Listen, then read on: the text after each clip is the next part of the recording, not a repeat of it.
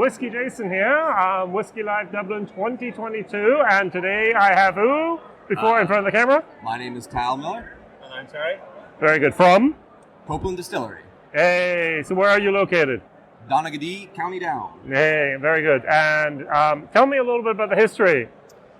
So the distillery was set up by the owner, Gareth Irvine. The distillery opened in 2019. Yep. Since then, pretty much a bulk of our sales is all gin. It was the foundation for building the whiskey distillery itself. Yep. We've been putting down whiskey since 2019. Yep. Due to mature, in end of 2024 or 2024. Yep. And that's going to be 5 years old. Hopefully due for release in 2025. Excellent. We've got 4 new mixed spirits. We've got a Do you have the? We've got a pot still. Tell us about the new make spirits, please. Sorry, am I getting any? No, you're doing great. Sorry. So we do a pot still, we do a single malt, we do a peated malt, and a chocolate malt. Oh, okay. And amongst all that, we've been casking it in just about any cask that we kind of want to. So it should make for a real good array of very good.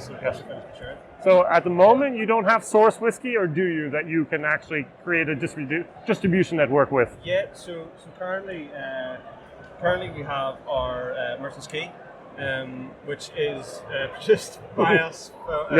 Or just for us, by GND. Yep. So there's 3 different whiskies in there, 4 different casks.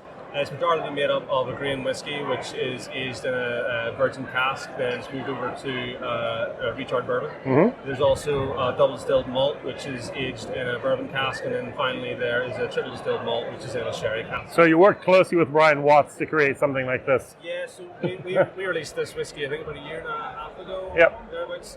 And it's hopefully going to tie us over until our own stuff's ready to go. Excellent. Now, distribution, you're in Ireland. Where else can we buy this whiskey at the moment?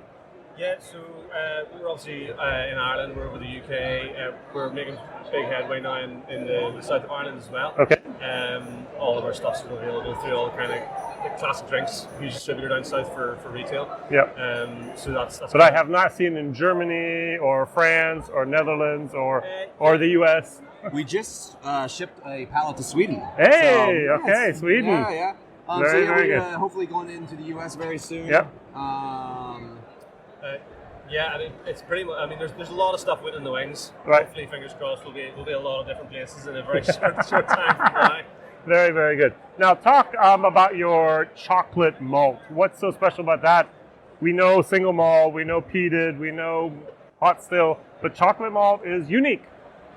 Well, this is something Tal said to me on the way down here as well. You know, it's one of them things that you just don't really see a great deal of. Yep. So I think in itself, just having anything that has a chocolate-based malt in it is going to be kind of special, a wee bit different. The malt we produce is like a 10% chocolate malt, but that 10% makes an incredible difference to the base spirit that we're putting in. If you've ever done any craft brewing, you know that there's a tiny little bit of spice goes a long way, right? Yeah, exactly. That's exactly it. So yeah, like I said, it's not a huge portion of chocolate malt, but it makes a big difference to it does. So. Very, very good. Now, if we talk about the future, you said 2024 is when you want to release your real whiskey? It's the very end of 2024 is when the first of our spirit becomes 5 years old. Right.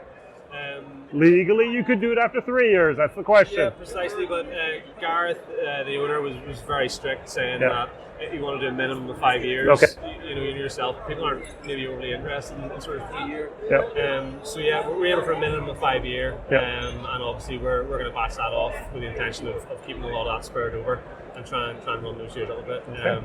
But yeah, fingers crossed, end of 2024.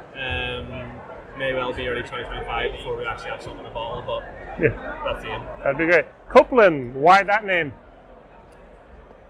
Well, we are based in Donaghadee, County Down, and just off of the shore there is the Copeland Islands. Ah, okay. It talks about my ignorance about geography of Ireland. Man, I wouldn't know if I didn't live there myself. So, okay. The Copeland Islands are out there. It was kind of just taken from that name. There's a lot of really cool history out there, whether it be smuggling through the Copeland Islands or American history with John Paul Jones and the War of Independence. Kind of the father of the American Navy had a decisive naval battle just off of there. Okay. The port was actually a big deal back in the late 19th century. So there's a lot of history there. We're actually in a building that's well over 100 years old. We still have some of the original stone walls and everything. Hell of a time trying to get it demoisturized or whatever it would be called, dehydrated or whatever. Yes, So yeah, lots of good history. But yeah, the Copeland Islands are just out there. That's what's okay. I did not know that. Now talk a little bit about your kit. You have double or triple distillation. So all of our stuff is double distilled. Right. We have a 600-liter honorable steam wash still and a 500-liter spirit still. Fairly small. Fairly small. All right, yeah. So you have to do 3 runs to get 1 cask filled, at least. Yeah, I was gonna say, Yeah, pretty much. It's actually 4, but don't worry. All right, just doing the math in my head there, and that's a bourbon barrel standard. It's not a sherry butt or anything like that. Okay, very, very small. So your capacity as a distillery is? We do have like a hybrid still as well. Okay. So it's kind of like a hybrid pot with a column. Yep. So that's what we do all our gin distillation on as well. Okay. And originally that's what we were doing the whiskey on. All right. Yeah. Before the malt stills came in, it was a slow process. It was very, very small. Yeah, very, very small. And are there plans to actually expand that, or are you going to stick at that size? Well, there may or may not be some plans. I don't know. To be announced in the near future, but not here. Things have ramped up quite significantly in regards to sort of, our product range, our sales, the places we're getting our foot in through the door in regards to countries and all sorts of stuff. So, I mean, things are ramping up really, really quickly. With that in mind, I would like to think that there's plans in place to... One of the last questions I always like to ask, where do you personally see Irish whiskey in 10 years from now? In a very good spot. But it's in a very good spot now. Even better. Even better. I think this is just a start. No, it's very exciting. This is just the start. Yeah. 100%.